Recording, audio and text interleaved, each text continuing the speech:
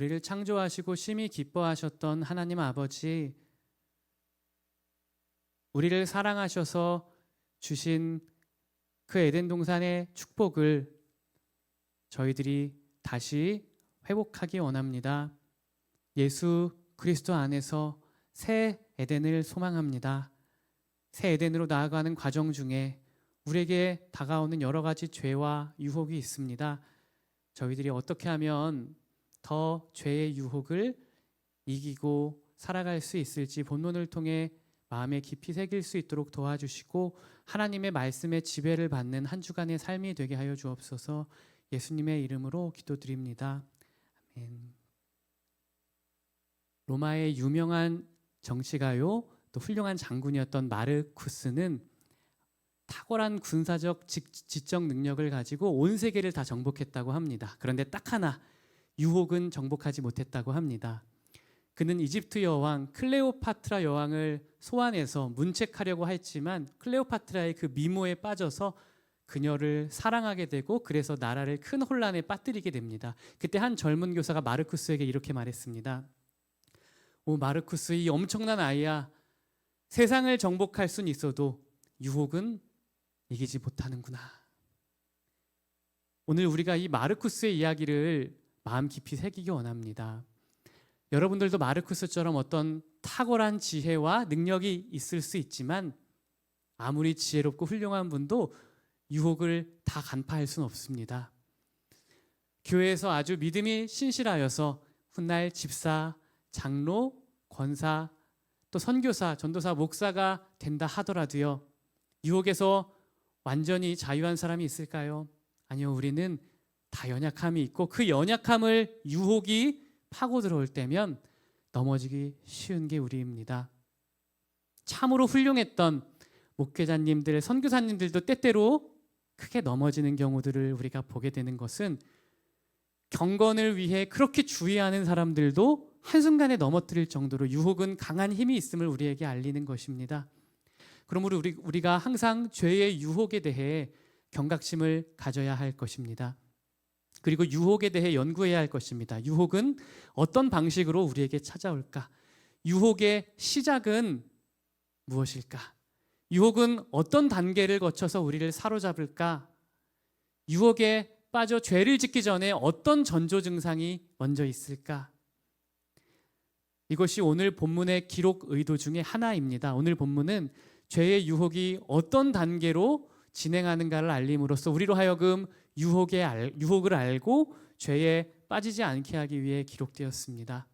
그렇다면 이제 본문을 통해 우리가 살펴보기 원하는 것은 죄의 유혹은 어떻게 진행되는가 하는 것입니다. 우리 첫째로 죄의 유혹은 작은 틈새로 들어옵니다. 죄의 유혹은 마치 코로나 바이러스와 같이 아주 작은 미세먼지와 같이 작아서 우리가 알아차기가 굉장히 어렵습니다. 창세기 3장 1절 말씀에 기록된 유혹을 함께 읽어볼게요. 시작. 여호와 하나님께서 만드신 들짐승 가운데 뱀이 가장 교활했습니다. 그가 여자에게 말했습니다. 정말 하나님께서 동산의 어떤 나무의 열매도 먹으면 안 된다라고 말씀하셨느냐? 뱀은 하와에게 이렇게 묻죠. 정말 하나님께서 동산에 있는 거 다 먹지 말라고 했어요? 여러분, 이런 질문 들으면은 대단한 유혹이다 이런 생각이 드시나요? 저는 별로 안 들리거든요. 큰 유혹 같지가 않습니다. 이것이 유혹의 특징입니다. 죄와 유혹은 유혹을 유혹이라 여기지 못하도록 너무나 작은 틈새로 찾아옵니다. 이것이 너무나 교활한 사탄의 유혹 방법입니다. 잊지 마세요. 유혹의 시초는 정말 파악하기가 어렵습니다. 그래서 우리가 깨어 있어야 합니다. 이 뱀의 질문을 잘 곱씹어 봤을 때야 우리는 의도를 알 수 있죠. 사탄은 하나님께서 동산에 어떤 나무의 열매도 먹지 말라고 하셨어? 라고 말하면서 하나님이 억압하고 자유를 빼앗는 가혹한 착취자와 같은 군주임을 군주로 오해하도록 유혹한 질문이었던 것입니다. 하나님은 정반대로 야, 다 먹고 다 누려 다 마셔도 돼. 동산 가운데 있는 거 빼고 하고 싶은 거 다 해도 되라고 말씀하신 좋으신 분이지만 사탄은 정반대로 하나님은 억압하고 착취하는 폭군이다라고 교묘하게 유혹했던 것입니다. 이 구절이 주는 교훈은 분명해요. 1절은 유혹은 너무나 작은 틈새에서 시작된다. 유혹을 알아차리기 어렵기 때문에 항상 깨어 있어야 한다는 거예요. 그래서 에베소서 4장 27절 마귀에게 틈을 주지 말라 기록되어 있죠. 작은 틈으로 우리가 가진 그 작은 연약함, 하나님 말씀에 대해 조금 잘못 알고 있는 그 틈으로 마귀는 유혹하는 존재입니다. 교활하고 거짓말에 아주 선수인 존재입니다. 그러므로 우리가 말씀과 기도로 유혹의 틈을 차단하는 여러분 되시길 바랍니다. 둘째, 오늘 본문은 죄의 유혹이 사람의 지성을 왜곡시킨다라고 말하고 있습니다. 죄를 짓기 전에 하나님의 말씀에 대한 왜곡 또는 하나님의 말씀에 대한 망각이 먼저 찾아옵니다. 창세기 3장 2, 3절 말씀이 그렇게 증거하는데 같이 한번 읽어보겠습니다. 여자가 뱀에게 말했습니다. 우리는 동산에 있는 나무들의 열매를 먹어도 된다. 그러나 하나님께서 동산 한가운데 있는 나무의 열매는 죽지 않으려거든 먹지도 말고 건드리지도 마라 말씀하셨다. 하나님께서 동산 한가운데 있는 열매는 먹지도 말라, 그리고 건드리지도 말라 하셨어요. 여러분, 거의 맞는 말 같지만 조금 다른 말들이 있죠. 가장 다른 말 하나는 만지지도 말라는 말씀은 안 하셨죠. 그런데 하와가 지금 첨가하고 있는 것입니다. 왜냐하면 벌써 하와는 하나님을 가혹한 군주로 오해했기 때문이에요. 그리고 하와는 하나님께 말씀을 바로 듣지 못한 존재였어요. 아담이 직접 듣고 그 아담을 통해 전달된 말씀을 들었기 때문에 오해하기 쉬운 존재였습니다. 하와는 바로 그 틈을, 그 작은 틈을 교묘하게 공격했던 것입니다. 그렇게 죄를 짓기 전에 나타나는 전조 증상은 하나님의 말씀을 망각한다 또는 하나님의 말씀을 잘못 이해한다라는 것입니다. 그러나 대조적으로 우리가 하나님 말씀을 바르게 그리고 선명하게 기억한다면 죄에 빠질 확률은 확연하게 줄어들 것입니다. 그렇게 하나님에 대한 왜곡된 이미지를 심는 데 성공한 뱀은 이제 4절부터는 정면으로 하나님을 아주 나쁜 왕으로 묘사하면서 하나님의 말씀과 반대되는 거짓말로 미혹합니다. 우리 4절 같이 읽어볼게요. 뱀이 여자에게 말했습니다. 너희가 절대로 죽지 않을 것이다. 하나님은 선악 알게 하는 나무의 열매 먹으면 반드시 죽어 말씀했는데 뱀은 절대 안 죽어. 정반대로 말하고 있죠. 점점 미혹하고 있는 거예요. 5절 하반절에서 사탄은 이렇게 또 하와의 생각을 왜곡시킵니다. 이는 너희가 그것을 먹는 날에는 너희 눈이 열려서 너희가 선과 악을 아시는 하나님처럼 될 것을 하나님께서 아시기 때문이다. 선악과 먹으면 하나님도 아셨어. 너희가 하나님처럼 될 것을. 그래서 시기해서 먹지 말라고 한 거야. 하나님을 시기심 많고 질투 많은 욕심쟁이로 오해하도록 미혹한 것입니다. 그러나 사실은 정반대죠, 여러분. 하나님께서 사람에게 선악과를 주신 건 축복이었을까요? 저주였을까요? 사실 선악과는 사람에게 축복이고 은혜였습니다. 선악과는 사람의 교만을 억제시켜주는 은혜가 숨어 있었어요. 하나님은 아담을 창조하시고 세상에 있는 모든 것을 다 통치해 라고 말씀하셨는데요. 아담은 선악과를 볼 때 자신 위에 있는 통치자 하나님께 나는 순종해야 할 피조물이구나. 내가 통치자 같지만 진정한 통치자는 하나님뿐이구나. 나는 그분을 의지해야 할 사람이구나 라고 깨달을 수 있었던 것입니다. 즉 선악과는 아담의 위치를 알려줌으로써 아담의 교만을 억제시켜주는 은혜가 숨어 있었던 거예요. 그러나 사탄은 하나님께서 선악과를 만든 거 그리고 선악과 먹지 말라고 한 것 다 너희들 하나님처럼 될 것 시기해서 그런 거야. 그렇게 하나님에 대해 자꾸 나쁜 이미지를 심겨 오해하게 만든 것입니다. 그렇게 2, 3절은 말씀하는 거예요. 사람이 죄에 빠지기 전에 하나님 말씀에 대한 지성의 왜곡이 일어난다 또는 하나님 말씀에 대한 망각이 일어난다라는 것입니다. 그리고 나서 그렇게 하나님 말씀에서 멀어지면 그 다음 감각적 충동이라는 유혹이 찾아오기 쉽습니다. 이것이 3단계입니다. 2단계까지 오면 죄의 유혹은 점점 더 강력해집니다. 우리 6절 전반절 말씀을 같이 읽어보겠습니다. 여자가 보니 그 나무의 열매가 먹기에 좋고 눈으로 보기에도 좋으며 지혜롭게 할 만큼 탐스러워 보였습니다. 죄를 짓기 전에 하와는 감각적인 충동을 아주 강력하게 느꼈다라고 성경이 묘사하고 있습니다. 먼저 하와가 보았다라고 말씀합니다. 시각을 통해 유혹의 힘은 더욱더 강력해졌습니다. 선악과는 너무 맛있어 보였어요. 보는 것만으로 큰 기쁨을 주었습니다. 지혜롭게 할 만큼 너무나 탐스러웠다 증거합니다. 유혹은 처음에는 아주 작은 틈새로 들어왔는데 하나님 말씀을 망각하게 하고 왜곡시킨 뒤에는 이제 오감의 충동을 일으키는 것인데, 이 감각적 충동의 유혹은 너무나 강력합니다.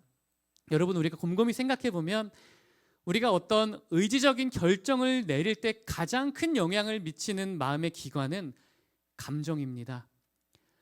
여기 톤도 선교 지원하신 분들도 많이 있죠. 그런데 선교를 나가야겠다는 그런 의지적 결정을 내리기 전에 가장 큰 영향을 받은 마음의 요소가 있다면 감정일 거예요. 마찬가지로 사람이 죄를 짓도록 그 의지로 죄를 선택할 때도 가장 많은 영향을 끼치는 게 있다면 바로 감정입니다. 감각적 충동입니다. 그래서 우리가 죄에 대한 감각적 충동을 받지 않도록 늘 조심하고 깨어 대비해야 합니다. 오늘 본문의 하와는 선악과를 눈으로 봄으로써 엄청난 충동을 받았다고 성경이 증거하고 있죠. 저희들도 보는 것을 조심했으면 좋겠어요. 저는 약점이 굉장히 많은데요. 보는 것도 굉장히 약한 것 같아요. 원래 좀 성격이 하나에 몰입하는 걸 좋아해요. 재밌는 게 있으면은 좀 오래 보는 그런 단점도 있고요. 또 요즘에 너무나 음란한 것들이 얼마나 넘쳐납니까? 또 폭력적인 것들이 얼마나 많습니까? 저는 시각적인 부분에 약합니다. 그래서 그런 것들의 자극을 최대한 받지 않으려는 환경을 조성해요. 결혼하기 전부터 아내한테 우리는 집에 TV를 두지 말자. 그래서 아직 한 번도 TV를 집에 두지 않고 있어요. 보는 것 조심하려고요. 그리고 자녀들에게 가르치려고요. 보는 것 주의해서 봐야 한다. 꼭 필요한 것들만 골라서 인터넷으로 틀어주고 있어요. 또 저는 핸드폰을 2개 사용합니다. 그래서 오해하시더라고요. 저희 교회 목사님들이 좀 사생활이 좀 궁금하다고. 제가 2개 쓰는 이유는 이거예요. 하나의 핸드폰은 전화는 되지만 그 인터넷이 안 되도록 한 폰이고요. 또 하나의 폰은 인터넷은 안 되지만 전화만 되는 폰인 거예요. 그래서 저는 때때로는 그러니까 인터넷이 안 되는 그 전화만 되는 폰만 집에 가져갑니다. 다른 인터넷 되는 폰은 차에 두고 가는 거예요. 왜냐하면 쓸데없는 거에 내가 시간을 쓰고 에너지를 쓰지 않도록 미디어를 봄으로써 에너지나 시간 또 제 영적인 그런 마음들을 그런 은혜들을 잃어버리지 않기 위해서입니다.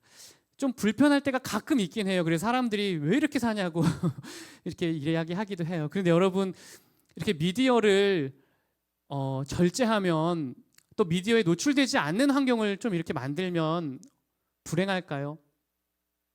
저는 훨씬 행복하더라고요. 훨씬 그리고 훨씬 더 자유합니다. 사실 미디어가 우리 구속하는 거 아니에요. 우리 자유 빼앗는 거 아닙니까? 우리 시간 빼앗고 우리 에너지 빼앗고 우리의 쉬는 시간 빼앗고 우리의 좋은 정서들 빼앗고요. 지나친 미디어 노출은 여러분을 구속시킵니다. 여러분의 마음 정서를 마음대로 끌고 다닙니다. 미디어는 여러분을 종속시킵니다. 중독되게 하고 종이 되게 하는 거예요. 자유를 빼앗고 고통을 줍니다. 그러나 미디어를 절제하거나 그런 환경을 어떻게 해서든지 조성하려고 하면은 그것을 절제하게 되면 정말 큰 자유와 또 기쁨을 오히려 느낄 확률이 높습니다. 그러므로 귀하신 청년 여러분, 어떤 방식으로든 감각적인 충동을 받지 않도록 우리가 싸우고요. 또 연구하고 각자의 방법으로 경건의 싸움을 싸워나가기 원합니다. 오늘날 시대는 정말 감각적인 충동을 받기 너무나 좋은 그런 시대이기 때문에 우리가 정말 최선을 다해 싸워야 할 것입니다. 이제 4번째 단계입니다. 감각적 충동을 받은 뒤에 어떻게 됐을까요? 하와가 의지적으로 죄악을 선택했다. 아주 작은 틈새로 유혹이 들어왔는데 지성의 왜곡, 감각적 충동, 그리고 나서 의지가 끌려가게 되었다라고 말씀합니다. 6절 하반절 말씀 같이 읽어보겠습니다. 여자가 그 열매를 따서 먹었습니다. 그리고 자기와 함께 있는 남자에게도 주니 그도 먹었습니다. 죄의 유혹은 결국 성공했죠. 사람의 의지를 죄로 이끌어 조종했습니다. 그전에는 선악과를 봐도 아무렇지 않았는데 유혹의 때가 되면 마음속에 가만히 있었던 그 정욕이 갑자기 몇십 배, 몇백 배 힘을 발휘하게 되는 거예요. 그래서 유혹이 무서운 것입니다. 하와가 그렇게 의지적으로 죄를 결단하고 실행했고요. 아담도 죄의 좋아요를 직접 눌렀던 거예요. 그런데 이 부분에서 주목할 부분은 선악과를 먹게 한 주체는 뱀이 아니라는 것입니다. 주어는 하와입니다. 즉 사탄은 우리를 수없이 유혹하지만 우리에게 선악과까지 떠먹여 주는 건 아니에요. 죄는 반드시 우리의 의지적 동의를 거쳐서 범하게 되는 것입니다. 그래서 사탄은 우리의 의지가 죄를 선택하도록, 그리고 우리의 의지가 점점 죄에 끌리도록, 우리의 의지가 죄에 묶이도록, 점점 죄를 사랑하도록 역사하는 거예요. 죄에 매이게 만드는 것입니다. 그러므로 우리가 죄를 짓지 말아야 합니다. 우리가 죄를 선택하는 그만큼 우리의 의지는 점점 죄의 힘에 이끌려 다니게 되는 거예요. 죄를 짓는 만큼 더욱더 죄의 지배가 커집니다. 존 오웬이라는 목사님은 죄와 은혜의 지배라는 책에서 우리의 마음에는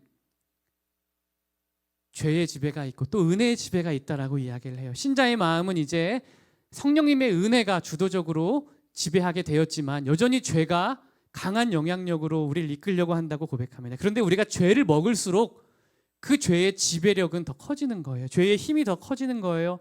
그러므로 귀하신 청년 여러분, 우리의 의지가 점점 더 죄에서 멀어지는 선택을 할 수 있도록 항상 깨어서 유혹을 피합시다. 다섯 번째, 죄의 유혹은 가림과 회피의 죄악으로 인도합니다. 유혹은 죄를 지은 이후에 스스로의 힘으로 죄를 가리게 합니다. 자기의 의로 죄를 가리게 하고요. 또한 회개가 아니라 회피하게 만듭니다. 하나님에게서 돌아서게 만듭니다. 7절부터 10절까지의 말씀이 이렇게 증언하는데 같이 한번 읽어보겠습니다. 그러자 그 두 사람의 눈이 밝아져 자신들이 벌거벗었음을 알게 됐습니다. 그들은 자신들을 위해 무화과 나무 잎을 엮어 옷을 만들었습니다. 서늘한 바람이 부는 그날 동산을 거니시는 여호와 하나님의 소리를 듣고 아담과 그의 아내가 여호와의 낯을 피해 동산의 나무 사이로 숨었습니다. 여호와 하나님께서 아담을 부르시며 내가 어디 있느냐고 말씀하셨습니다. 아담이 대답했습니다. 제가 동산에서 하나님의 소리를 듣고 벌거벗은 것이 두려워 숨었습니다. 7절은 아담과 하와가 무화과 나무 잎으로 자신들의 죄의 부끄러운 수치를 가렸다. 자기의 방법, 자기의 의로 자기의 죄의 부끄러움을 가리려 했던 것입니다. 그런데 이것이 사실 우리 이야기 아닐까요? 예를 들어 볼까요? 우리가 아침에 직장에 가는데 15분 늦게 출발을 한 거예요. 그래서 운전대를 잡으며 결심합니다. 빨리 달리면 15분 정도는 단축할 수 있겠지 하고 막 과속을 하고요. 아주 위험천만하게 끼어들기를 합니다. 그래서 15분을 단축해서 제 시간에 돌아와서 죄를 가린 거예요. 여러분, 이것이 아담과 하와가 저질렀던 일과 동일합니다. 자기 의로 자신의 죄의 수치와 부끄러움을 가리려고 한 거예요. 사실 늦었다는 죄를 덮기 위해 위험천만하게 과속하고 끼어들게 하다가 자기 생명 잃고 다른 사람 생명까지 잃으면 더 무서운 악이고 더 큰 손해 아닙니까? 더 큰 죄악이 아닐까요? 그렇게 우리는 스스로의 의로 자신이 지은 죄로 말미암는 부끄러움과 수치를 가리려 할 때가 얼마나 많습니까? 우리가 아담과 하와와 사실 크게 다르지 않다는 거예요. 그렇게 우리는 죄악을 스스로의 의로 덮으려는 기질이 있습니다. 죄의 유혹인 거예요. 또 하나, 죄의 유혹은 우리로 하여금 하나님에게서 회피하게 만듭니다. 죄를 깨달으면 하나님께 돌아가 회개해야 하지만 아담과 하와는 하나님의 낯을 피해 동산 나무 사이로 숨었다고 증거합니다. 죄의 유혹은 죄를 짓게 할 뿐 아니라 하나님에게서 돌아서게 하고 멀어지게 하고 결국 회개하지 못하도록 수만 가지 책략으로 우리를 속이는 것입니다. 뒤이어 유혹의 여섯 번째 단계는 이것입니다. 죄악의 확산. 죄의 유혹은 참되이 회개하지 못하게 한 뒤에 우리 안에 죄가 점점 더 장성해지도록 역사합니다. 우리 11절에서 13절 말씀 같이 읽어보겠습니다. 하나님께서 말씀하셨습니다. 누가 내게 내가 벌거벗었다는 것을 말해 주었느냐? 내가 먹지 말라고 내게 명령한 그 나무 열매를 내가 먹었느냐? 아담이 말했습니다. 하나님께서 함께하라고 제게 주신 그 여자가 그 나무 열매를 제게 주어서 제가 먹었습니다. 여호와 하나님께서 그 여자에게 말씀하셨습니다. 내가 어째서 이런 일을 저질렀느냐? 여자가 말했습니다. 뱀이 저를 꿰어서 제가 먹었습니다. 하나님께서 아담과 하와에게 질문한 것은 사랑이었어요. 회개할 기회를 주신 것입니다. 그런데 아담은 하나님의 질문에 제대로 답하지 않아요. 하나님은 네가 먹었니? 단순하게 질문하세요. 그런데 아담은 먹은 이유를 설명하고 있어요. 하와 때문에 어쩔 수 없이 먹었다고요. 하와도 마찬가지로 뱀 때문에 어쩔 수 없이 먹었어요 라고 변명합니다. 그렇게 아담과 하와는 회개할 수 있는 은혜를 저버린 죄, 자기 죄를 죄로 인정하지 않은 죄에 다른 사람 탓까지 하는 죄까지 범합니다. 비난하는 죄까지 더 쌓은 거예요. 이것이 창세기 전반부의 내용입니다. 창세기 전반부는 아담과 하와의 범죄 이후에 어떤 스토리가 펼쳐지냐면요, 점점 더 죄가 확산되는 일이 일어났다라고 기록하고 있어요. 게알더스 보스라는 저명한 성경신학자는 창세기 3장부터 11장까지 사람들의 죄가 점점 더 장성해지는 구조로 성경이 기록되었다 증거합니다. 창세기 3장에선 여러분 아담과 하와가 선악과를 따먹었습니다. 그리고 나서 남 탓을 했죠. 그런데 바로 다음 장 창세기 4장에서는 가인이 아벨을 죽입니다. 동생을. 더 큰 죄악이죠. 그런데 범죄한 이후의 반응도 더 심각한 죄악에 빠졌음을 알 수가 있어요. 가인은 하나님께 화를 내고 분노합니다. 따집니다. 성냅니다. 남 탓한 정도가 아니라 죄가 더 커져서 하나님과 싸우고 있는 모습이에요. 4장 뒷부분에 보면 라멕이라는 사람은 더 큰 죄를 짓습니다. 라멕도 사람을 죽였어요. 그런데 이 사람은 자기가 하나님이 된 것처럼 나를 죽이는 사람은 77배의 저주를 받을 것이다 라며 하나님의 자리에 올라갑니다. 점점 죄가 확산되는 구조로 창세기가 기록되어 있는 거예요. 그리고 나서 다음 장 창세기 6장에 보면 세상의 온 지변에 죄가 가득했다. 사람의 마음이 항상 악할 뿐임을 하나님께서 보셨다. 모든 사람의 마음이 다 잿덩어리였대요. 죄가 점점 확산되고 심각해졌다. 그래서 결국 홍수 사건이 일어나게 되죠. 그런데 홍수 사건 이후에 죄가 사라졌을까요? 창세기 11장 보면은 사람들이 홍수 이후에 바벨탑을 쌓아서 스스로의 힘으로 구원받으려고 하나님의 자리에 오르려고 하늘 끝까지 죄를 쌓았다. 그렇게 아담의 타락 이후에 11장까지 내용은 죄가 점점 더 장성해졌다라는 내용인 거예요. 그리고 그렇게 사람의 죄가 점점 장성해졌다는 것은 두 가지 의미가 있습니다. 첫째, 첫사람 아담의 범죄로 인해 그 이후 사람의 마음이 전적으로 부패하여 이제 우리는 죄에 끌리는 성향, 죄에 이끌리는 성향을 갖는 존재가 되었다는 거예요. 둘째, 죄를 지을수록 죄는 점점 더 장성해진다라는 것입니다. 그렇게 창세기는 죄가 얼마나 빨리 번식하는지, 죄가 얼마나 빨리 장성해지는지 그 죄의 위험성을 우리에게 경고하는 측면이 있는 거예요. 우리에게 죄에 대한 경각심을 갖고 죄에서 멀어지도록 돕고 있는 것입니다. 그러므로 귀하신 청년 여러분, 죄는 죄를 먹을수록 장성해집니다. 항상 깨어서 유혹을 주의하세요. 유혹에 빠지지 않기를 힘쓰세요. 이처럼 죄가 장성한 뒤 마지막 7번째 단계는 이것입니다. 사망과 멸망. 이것이 죄의 유혹의 최종 목표입니다. 창세기 5장에 보면 반복되는 어구가 있어요. 죽었더라, 죽었더라, 죽었더라. 창세기 3장의 범죄 이후에 사람에게 죽음, 사망이 찾아왔다라는 것입니다. 이것이 유혹의 궁극적인 최종 목적입니다. 야고보서 1장 15절 말씀도 동일하게 증거하는데 한번 같이 읽어보겠습니다. 욕심이 잉태한 즉 죄를 낳고 죄가 장성한 즉 사망을 낳느니라. 죄의 유혹은 우리 죄가 장성하게 만드는 게 최종 목적이 아니래요. 우리 죄가 점점 장성해지면 결국 사망하게 된다. 사망을 낳는다. 이것이 죄의 유혹의 변하지 않는 목적입니다. 분명합니다. 유혹은 달콤하지만 칼이에요. 우리를 죽이려고 멸망시키려고 하는 것을 목표로 삼고 있습니다. 아담의 범죄로 결국 인류에게 사망이 찾아오게 된 것처럼 오늘날에도 죄의 유혹은 언제나 날 죽이는 것이다. 우리가 기억하며 죄를 미워하고 죄에 대한 혐오심이 더 커지길 소망합니다. 그런데 뱀은 이 유혹의 목표를 교묘히 숨기고 나타난 거예요. 죄 지어도 안 죽어. 죄 지어도 괜찮아. 6,000년 전에 이렇게 하와를 미혹했던 이 거짓 교리가 오늘 우리 귀에도 잘 들리지 않습니까? 하나님은 성경을 통해 죄의 삭은 사망이다. 죄의 결과는 죽음이다라고 말씀하셨는데요. 유혹은 이렇게 속삭입니다.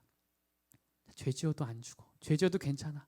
너 예수 믿고 깨끗해졌잖아. 예수 믿으면 의롭게 된다며, 용서받는다며.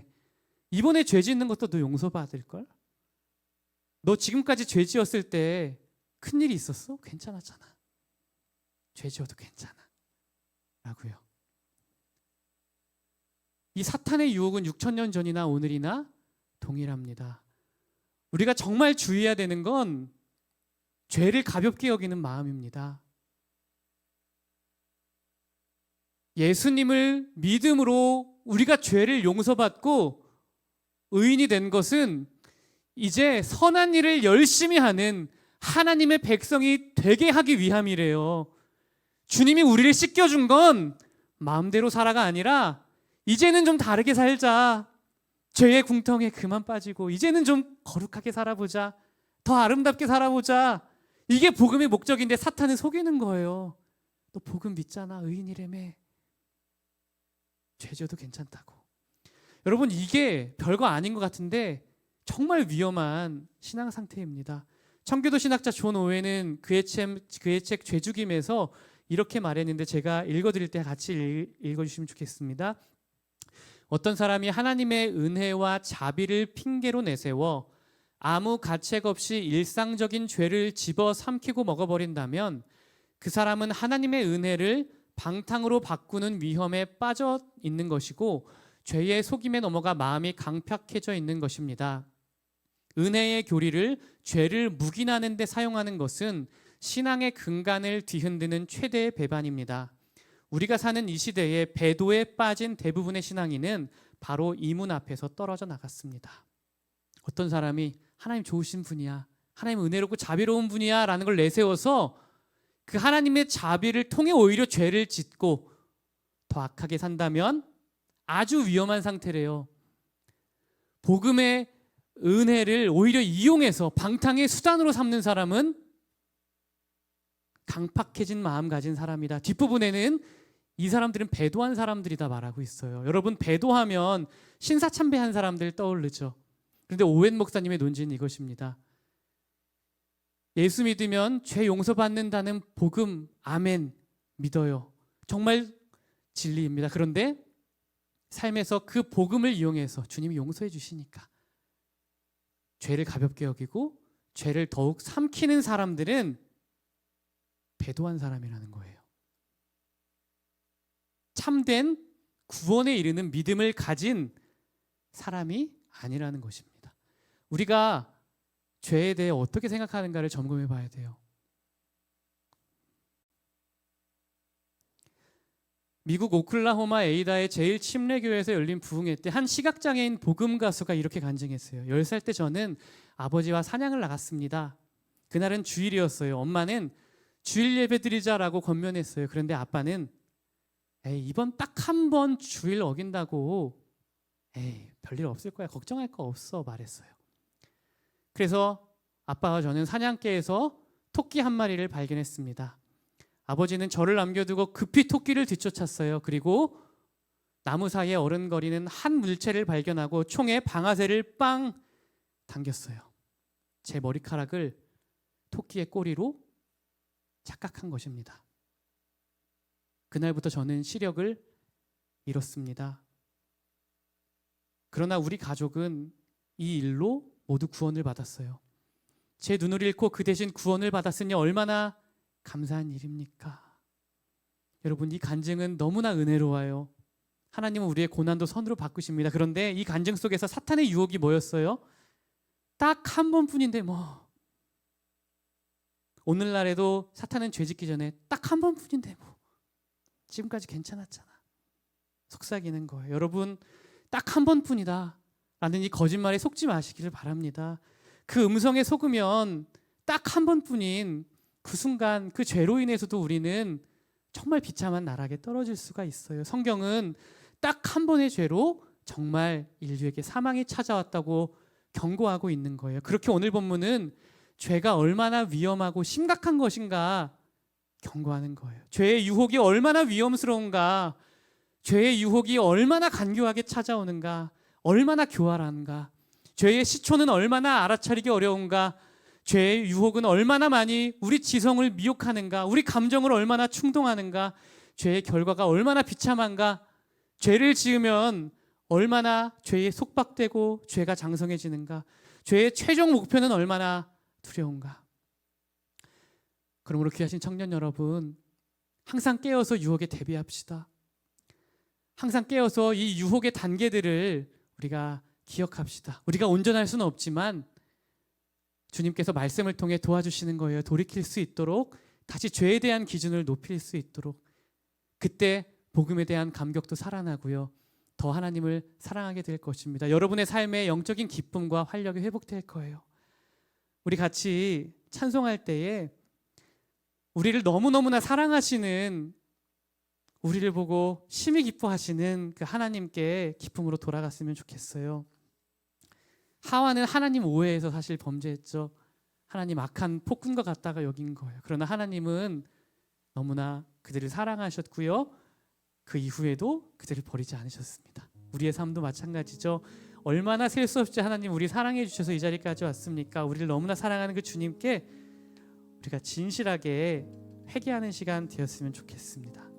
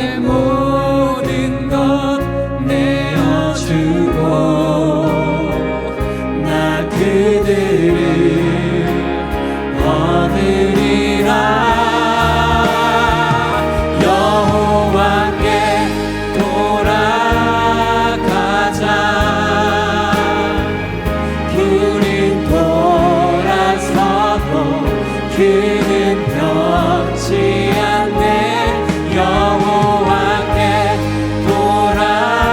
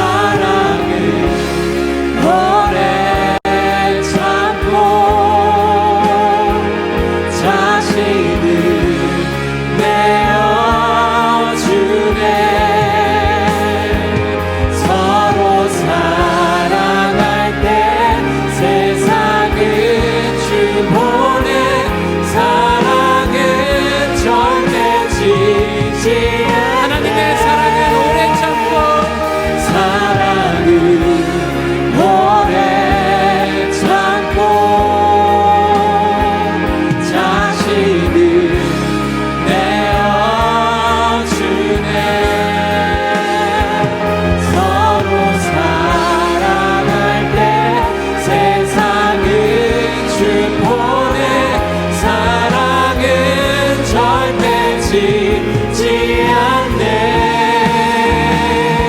여호와께 돌아가자. 우리 돌아서고 그는 변치 않네. 여호와께 돌아가자. 우린 넘어져도 그 사랑 여호와께 돌아가자. 우린 돌아서고 그는 변치 않네. 여호와께 돌아가자. 우린 넘어져도 그 사랑 영원하네. 여러분, 우리의 모습이 하와랑 너무 닮지 않았어요? 하나님 싫다고, 하나님에 대한 실증, 오해. 그래서 아담과 하와처럼 하나님께 반역할 때가 많은 우리 아닙니까? 그런데 오늘 본문에서 너무 은혜로운 건 하나님이 그런 우리를 찾으십니다. 하나님을 피해 도망친 그들을 부르십니다. 아담아, 네가 어디 있느냐? 왜 그 죄의 웅덩이에 빠져있니? 다시 나와. 내 사랑 안에 거하자. 다시 나랑 동행하자. 주님이 범죄에서 도망친 그 아담과 하와를 찾고 있어요. 부르고 있어요. 돌아오래요. 손 내미십니다. 주님은 오늘도 죄를 범해서 하나님께 도망친 우리를 부르고 계십니다. 다시 돌아오라고. 다시 주님의 사랑 안에 거하자고요. 하나님이 징계는 하시지만 아담과 하와 버리지 않으세요. 아담이 등을 돌리고 도망쳐도 주님 여전히 서 계셨고요. 아담이 다시 등을 돌려도 계속 향해 계셨어요. 우리에게도 마찬가지입니다. 주님이 지금 등을 돌린 여러분 향해서 서서 외치십니다. 어디 있냐고. 이 시간 우리 하나님 사랑 의지하면서 주님께 돌아갈 때 우리의 죄의 기준이 형편없이 낮아졌습니다. 주님, 자기 합리화에 너무 빨라요. 변명만 많아요. 참된 회개 잃어버렸습니다. 주님 도와주세요. 부끄러운 모습, 비참한 모습 그대로, 그러나 하나님의 사랑 믿고 나아갑니다. 돌아갑니다. 주님, 우리를 받아주시고 우리를 회복시켜주시고 다시 주님과의 교제가 회복되게 하여 주옵소서 하고 우리 주님의 이름 크게 한번 부르고 회개하며 주님께 돌아갑시다. 주여.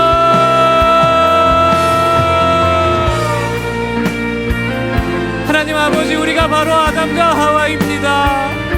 우리가 바로 죄의 유혹에 빠져 하나님의 말씀을 잊고 범죄할 때가 너무나 많았습니다. 감각적인 충동으로 죄를 지을 때가 너무나 많았습니다. 하나님 아버지의 의지가 죄의 영향에 매여 있을 때가 얼마나 많았습니까? 하나님 아버지, 저희들이 죄를 지은 이후에도 자기 의로 얼마나 우리의 부끄러움을 가리려 할 때가 많습니까? 얼마나 많이 하나님에게서 회피하고 참된 회개를 잃어버릴 때가 많습니까? 주님, 우리를 불쌍히 여겨주시옵소서. 그럼에도 불구하고 찾아와 주시는 하나님, 불러주시는 하나님, 여전히 향해 계시고 계속해서 불러주시고 질문하시고 옷을 입혀주시는 우리 하나님을 찬양합니다. 하나님의 사랑을 찬양합니다. 하나님의 사랑 의지하며 돌아갑니다. 하나님 아버지의 사랑 가운데 다시 주님과 동행하기 원합니다. 주님, 하나님과의 친밀함이 느껴지지 않고 하나님과의 관계가 막힌 것 같고 하나님 아버지에 대한 사랑이 이전 같지 않습니다. 주님, 죄의 문제를 돌아봅니다. 주님, 죄의 기준이 낮아지고 세상과 같아졌던 것을 회개합니다. 주님, 다시 한번 회복시켜 주시고 주님의 사랑 안에서 참된 회복이 있게 하여 주옵소서. 여호와께 돌아가자. 우린 넘어져도 그 사랑 영원하네. 여호와께, 여러분 자유롭게 기도하며 회개합시다. 하나님의 사랑을 기억해 보세요. 수없이 여러분을 향해 계시고 여러분을 부르신 하나님의 사랑을 기억해 보세요. 어린 시절에 그 사랑이 여러분 부르셨어요. 유아 시절에도 청년 시절에도 그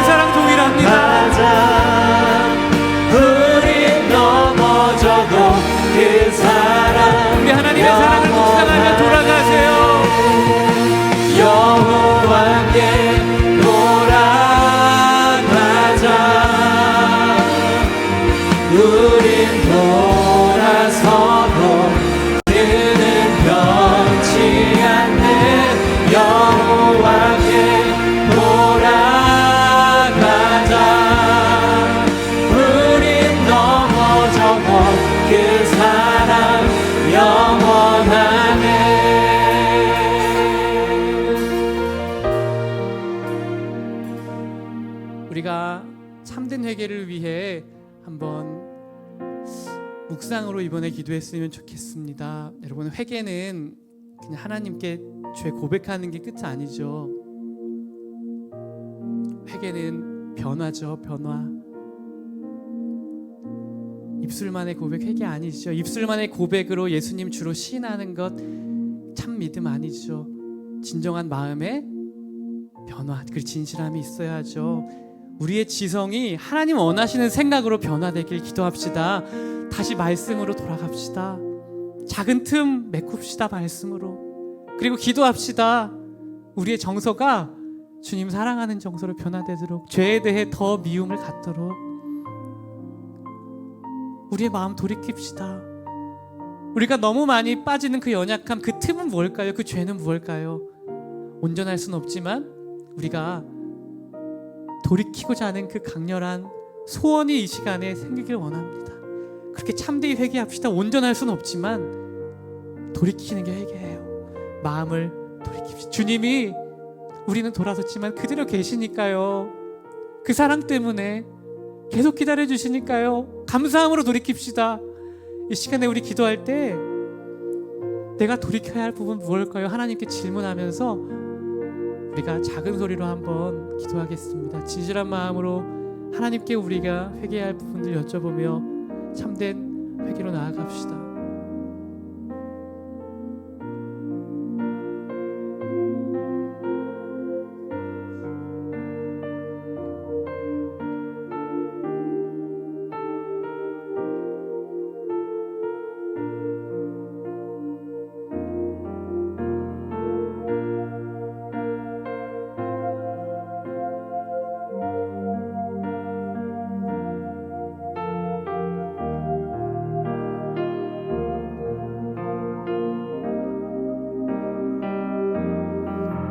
기도합시다. 여러분, 기도는 우리의 마음의 변화를 위한 거예요. 회개도 마음의 변화입니다. 예배도 우리 마음의 변화를 위한 축복이에요. 마음의 변화받길 기도합시다.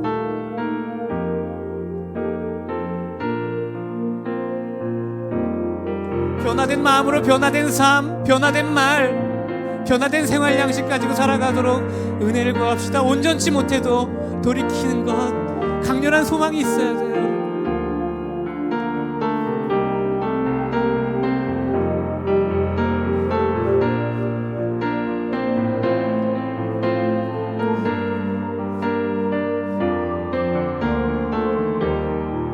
계속해서 자유롭게 기도하실 때에 한 주간의 삶을 위해 기도합시다. 더 경건해지는 삶, 온전치 못해도 우선 낮아진 그 죄의 기준 높이겠습니다. 주님, 죄송합니다. 죄를 죄로 여기게 하여 주옵소서. 죄의 위험성을 알게 하여 주옵소서. 죄의 심각함과 그 최후 목적을 알게 하여 주옵소서. 죄의 파괴력을 알고 얼마나 교활한지 알게 하여 주옵소서. 죄가 얼마나 나를 망가뜨릴 수 있는지 알게 하여 주옵소서. 깨워 주옵소서. 온전치 못해도 도와달라고, 어떻게 우리가 회복해야 할지 묻고 기도하며 도움을 구합시다. 우리 주님의 이름 한번 부르고 한 주간의 삶을 위해 기도합시다. 주여,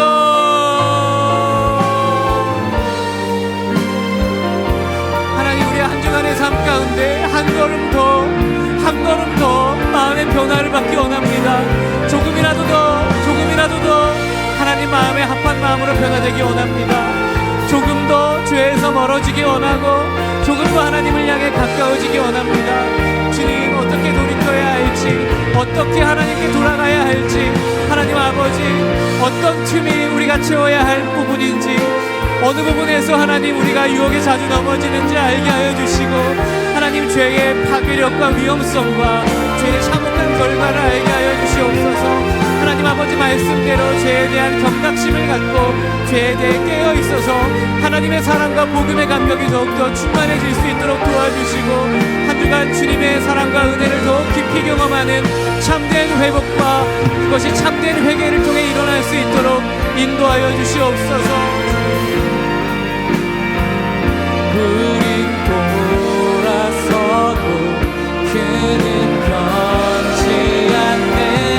여호와께 돌아가자. 우린, 여러분 상상하세요. 한 주간 회복하는 삶, 회개하는 삶, 변화된 삶들을 묵상하세요. 그리고 구합시다. 기도합시다. 여호와께 돌아가자. 우린 돌아서도 그는 변치. 하나님과 더욱 친밀하게 동행하는 삶을 상상하세요. 하나님의 말씀 앞에 돌아가는 것을 기대하세요. 우린 넘어져도 우리 조금만 더 기도합시다. 하나님께 은혜를 구합시다. 한 주간 더욱더 경건한 삶을 이끌어 주옵소서. 돌아가자. 하나님과의 관계가 막혀있다면 주님 회복시켜 주옵소서. 그는 변치 않는 여호와께 돌아가자. 우린 넘어져도 그 사랑 영원하네.